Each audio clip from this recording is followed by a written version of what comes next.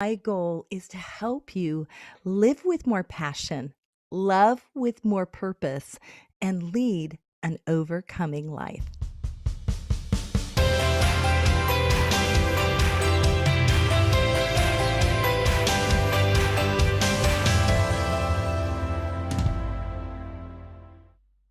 Today's guest, Kevin Sorbo, who's an actor-director, is well known for his character role of Hercules. What most people don't know is the traumatic health challenge that he faced in the midst of this role. I invited him to share his story with you on Healing Rain. His wife, Sam Sorbo, who is an actress, author, and talk radio host, reflects on what it was like for her as his wife to go through this health challenge with Kevin. She's also written a new book called Words for Warriors. So be encouraged by their message.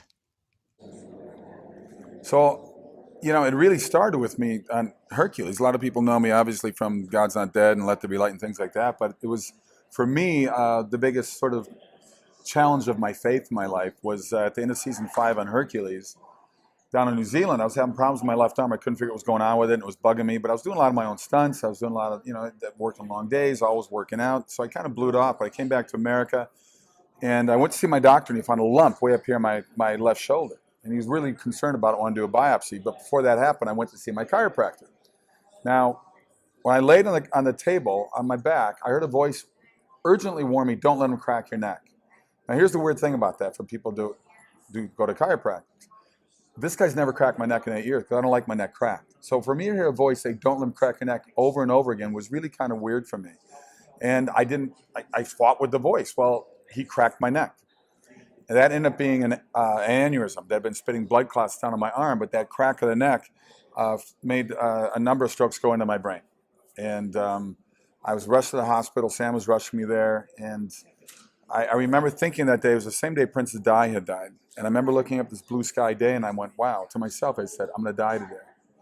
And number one, I was shocked that I was calm about it. Number two, maybe I was in shock, and that's why I was calm about it. But I was frustrated because I said I always wanted to get married, have kids, because we were engaged at that time. And it took me 4 months to really learn how to walk and balance again. It took me 3 years to fully recover from it. And I grew up with faith. I've always been a man of faith, but it was the first time in my life that faith really challenged me, that all of a sudden I had to go, wow, okay, now I got to deal with this issue and how to get through it. And every time I got down, she would say to me, it happened, what are you going to do about it? And she makes me sound so no, mean. I needed that though. It was tough love. And I needed that. And she gave me a mantra to say every day. I got up in the morning, look in the mirror, and say, "I'm getting better. I'm getting strong. I'm better. I'm getting strong." And say it over and over again. So during those 3 years, it was hell. I used to joke that I said I wouldn't wish this on my own enemy, and I said, "Well, maybe terrorists I would wish it on," something like that. But I give it to them. But she bugged me to write a book, and I didn't want to write it. It took years for me to want to even begin a touch to write this book. So it came out 9 years after the strokes, and it's called True Strength, My Journey from Hercules to Mere Mortal, How Nearly Dying Saved My Life. Well, I'll just interject that, Sure. we fought hard to keep it secret, Yeah. to keep the story secret, because The studio did too. the studio Yeah. didn't want people to know that Hercules had suffered strokes. And Yeah. so we kept that. And that actually, I think, was instrumental in your healing, because people didn't know that he was ill, and he looked good, and he walked and talked, and so they didn't really understand what was really going on in his head, and that he was really battling just to appear somewhat normal. Yeah. That he had curtailed all of his social stuff, went off the table. I mean, when he went back to work, he worked an hour a day. And it was That's 14 it. hours a day before that. So it was an hour a day. We made fun of the butt crutch. I had a crutch that helped me balance, that I would just lean up against when I was still standing, and I would do scenes. They would do 1 hour a day and just shoot 2 quick scenes with me. Then I had to go. So they'd shoot everybody else on the other side. I wouldn't be on the other side Without to work you, with yeah. them, which was weird to me. But here's the thing. Universal kept it going. At the time, we were the most watched show in the world in 176 countries. And there's my sin of pride, but I was very honored to be part of something like that. but it gave me light at the end of a very long dark tunnel to keep going. I appreciate the fact they wanted to keep the show going because it motivated me as And it well, and also I love the prevented, work. because we kept it quiet, it Yeah, prevented people from going up and saying, "How are you?" yeah, yeah. No And question. so there's something to be said for that Well, denial. It's helpful but I in think in a sense. But I think when you hit those roadblocks in life, I think everybody kind of goes through the same thing. I mean, I battled with God. I wrestled with God. I was angry with God, and it wasn't his fault. He was the voice in my head warning me, and I didn't pay attention to it. Um, but it was a challenge to the faith, but it was a great way to fight through that. I wrestle with God, and you will lose. Don't wrestle with God. It's a waste of time. He wins every time. But it did open another door for me, even though that door closed. And it's been amazing, really, the last 10 years, the number of faith-based movies we've been part of, family-friendly movies we've been part of. I mean, it's been Well, in it's the been book, when the book came out, yeah, and he started doing speaking engagements, yeah, not just based on the book, but people would come up to him and say, "Your book helped me. I was, yeah. I was in a car accident and I was just Hmm. stuck on the couch, and your book got me up off the couch, and I battled through, and I'm doing so much better today. Thank you for writing the And she book." was right because she said it's going to help so many people. And but as she said earlier, guys, we got egos. Here I'm playing the strongest guy in the world, and I became one of the weakest guys in the world. And you're afraid to show that side of you. But she told me you would save a lot of people's lives, and it's been incredible. And I did start doing a lot of speaking events, which is something I've never done before. And mostly it was medical. It was doctors. It was nurses. It was health practitioners, Neurology, neurologists. brain Oh, yeah. people. But then they found in the book, okay, he's a Christian, so would you come speak at our church? Then it became motivational. But then they also found out, oh, you're pro-life. So I've been doing a lot of pro-life speaking as well. So it's amazing what door opened up, what road less traveled that I ended up on that I never thought I would be on, because I never really thought of myself that way. I was an actor, and that's all I really wanted to do. And I don't know, it's been a pretty cool little cruise down the road from this. Well, it's a bit more meaningful. Yeah, yeah. And then last year she came to me and said we should write a follow-up book to True Strength. So we wrote True Faith together, and I'll let you take over because that was her idea. So Well, talk True about True Strength was Faith. my idea too. It was. But True Faith. So the follow up was yeah, just living your faith out, living in your faith, and not being afraid to live in your faith. And so it starts out with the fact that we struggled to conceive when we got married, and I have to say that I believe that it was because he was so ill when we first got married. And so we went through infertility treatments, and eventually we did have children. And in the midst of that, we lost two.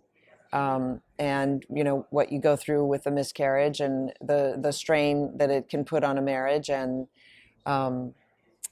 then it goes into being convicted in your faith and standing up for truth, which we started to do, and that was something that most of Hollywood disagreed with. I started getting very vocal about 12 years ago. And she warned me. I had Hercules 7 years, Andromeda 5 years, still doing a bunch of movies. And I got to a point where my manager and agent called me in and basically said, we can't work with you anymore. Because apparently if you're conservative and a Christian in Hollywood, it's like being a double leper. And they're the ones who scream for tolerance. Yeah, tolerance is a one-way street. No, it's totalitarian. It's totalitarian. Yes, totalitarians. I love that. But it's interesting that once again, that door closed. But then the independent world of filmmaking opened up to us, which was a blessing as well, because I really love the movies that I've been doing these last 10 years. Yeah, and trying to tell movies that tell, or make movies that tell uplifting Yeah. and true stories, because you can go to a Marvel movie and you can be entertained, but it's sort of like popcorn. It's not It's a roller coaster substan- ride with it's subs- CGI. You don't care about the characters. it's not substantial Yeah. nourishment. And so when you watch a movie about a true character, a true person who actually battled and won, that's uplifting, and it's inspirational. And we want people to be inspired to be better than they are. And we have a culture that says, you're perfect the way you are. And that's a lie. We can all be better, except for me, but most of us can be better. I'm kidding. We can all be better, and we all should strive to be better, because otherwise, why are we alive? What's life worth if we're not seeking to improve not just ourselves, but the lives of others? And so that's really where we where we've focused And I, now. and I think so many people give up on life. I mean, failure can be a positive thing instead of a negative thing. And so many people just give up and say, well, it's God's fault, it's family's fault, it's the world's fault. And they just have this you owe me mentality. My parents didn't put that in. I'm the fourth of 5 kids. My dad was a school teacher. We didn't have any money at the end of the month, but my dad and mom taught us hard work. They taught us self-reliance. They taught us, don't give up when things go bad. I used to caddy at this private country club, very wealthy people around me. I was in college. And I said, how did you become successful? And they said, oh, I failed. And then I failed again. And then I failed again. And it really showed me how, when I went to Hollywood, because 99% of the time, you get rejected for whatever you're up against, whether it's a commercial, movie, TV, whatever it may be. And my attitude was, you're lost if you don't book me, because I'm the best guy for the job. And it really helped me to sit there and have that positive attitude instead of a negative one. Because as she always says, if you say negative things, they'll happen. You say positive things, they happen too. Which side of that fence do you want to be Well, on? that's Zig Ziglar, right? If you think you Yeah. can, or if Yeah. you think you can't, you're right. Yeah. And I mean, it's so profound. I loved golfing with my dad. He passed away. He was the best man at our wedding. And we would go golfing together. He taught me the game of golf, and I fell in love with it. And we'd have a lake to hit over. It wasn't that long, maybe 100 yards to pop over. Man, oh, the water! I'm going to go in it. And he'd go in it every time. I go, Dad, you talk yourself into it before you hit the ball. So have a positive image of what the game is all about. And by the way, as Sidney Poitier said, golf is life. life. He said that to me when I golfed with him. I got to golf with Sidney Poitier, the great Sidney. It was awesome.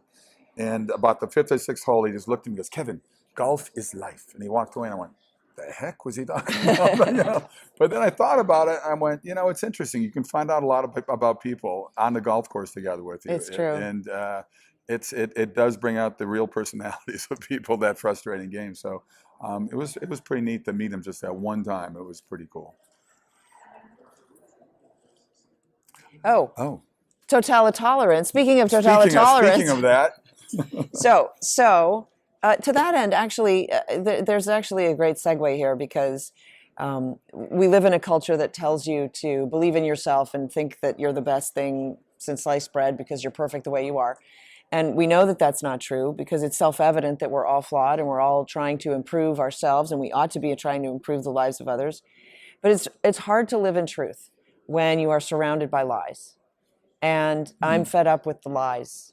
So I wrote this book called Words for Warriors. And it's based on this idea that we've lost the meanings of our words because the culture has taken our words and changed their meanings. So they just redefined the word bigot last year. If you look up bigot, the Oxford Dictionary redefined it with such nebulous terms as to say, basically, if you prefer chicken to fish, you're a bigot.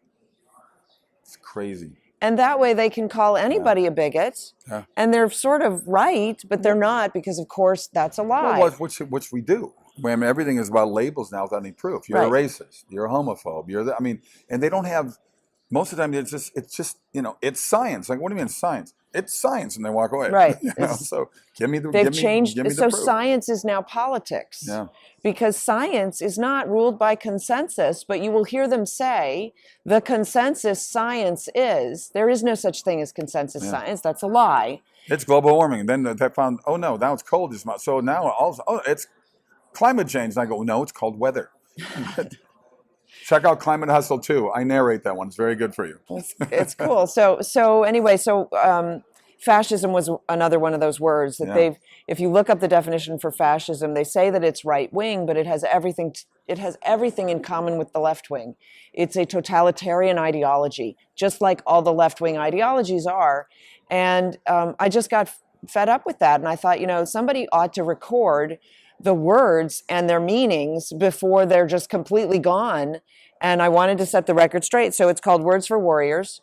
And one of the subtitles is what it means to be an American, because in America, we hold truth to be self-evident.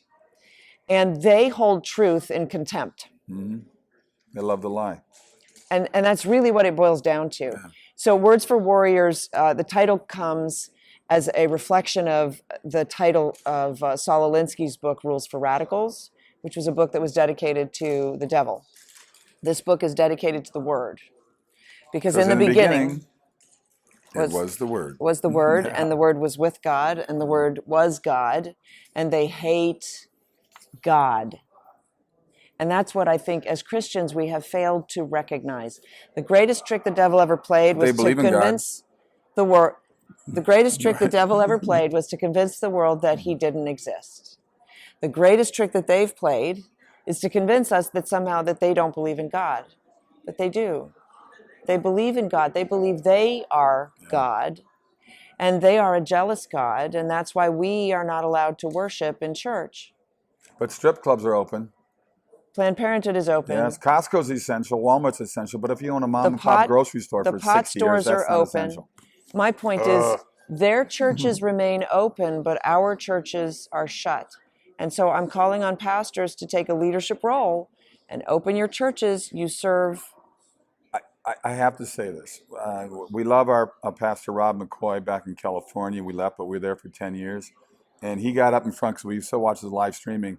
And when he talked about that strip clubs are essential, he got up there and slowly took off his tie and then took off his jacket. So they couldn't shut him down. He said, no, you can't shut me down. We're legal today. Which was brilliant. But I was going to steal your line to pastors. You work for God, not for government. And Yes. God hasn't shut the church. God has opened the church to all people. And so we need our pastors to take a leadership role. And if they're not willing to do that, you need to find another pastor. Yeah. It's that simple. Because this is a fight between good and evil. And the sooner we recognize that, the better off we'll be. Here's the thing. God never promised us an easy life. You're always going to have roadblocks in life. How do you react to that roadblock? You can blame everybody, whatever. The reality is, cue Michael Jackson, the man in the mirror. Look in the mirror, look at that person in that mirror, and decide what you're going to do with your life. If you're going to be positive or negative about it. Because I'm tired of people whining and complaining everybody else and giving up on life and saying, I'm not going to work. I'm just going to live off your tax dollars. It's interesting because we're so eager to take credit for our successes. And we're so reluctant to take any credit for our failures. And it really ought to be the reverse. And you know what? You don't have to be a Christian. I got agnostic friends, atheist friends, and I said, then find a place to be grateful. Be grateful the sun's out today. Be grateful you got a pillow. Grateful you got somebody that you love. Be grateful in your life, because right now we're losing that. There's just people just looking. You look at the anger out there and the hate and the destruction that we're doing. We need to be as passionate and organized as they are on the left. Yes. But without the hate, without the destruction, without the attacking people but that's their religion. I know, but we have to be the same way without that. We have to be organized. Well, our religion is the opposite of that. And we need to use words in a positive way is what we need. Our religion preaches love thy neighbor as thyself and forgiveness. Their religion preaches hatred and unforgiveness. That's why it's the cancel culture. Yeah. Because you're took canceled. Me down on Facebook. There's no reprieve. Yeah. There's no way back. You're one sin and you're done. So they still hold that there's the original. They still hold to original sin, the doctrine of original sin. Yeah. But there's no forgiveness. There's no redemption. And that's why we're living in fear. And we can banish the fear. We can. It's that easy. It's like that. Just stand up. Stop being afraid. The media has done such an amazing job to have people that still maybe think the way we do, but they're afraid to say anything because they might lose their friends. They're not your friends. They might lose their job, then get a better job. I mean, we're afraid of that, and we gotta fight. We gotta be warriors. Stand boldly in truth.